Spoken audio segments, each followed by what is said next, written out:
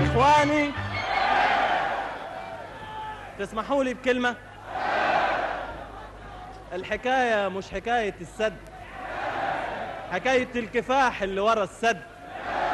حكايتنا احنا حكاية شعب للزحف المقدس قام وصار، شعب زاحف خطوته تولع شرار، شعب كافح وانكتب له الانتصار.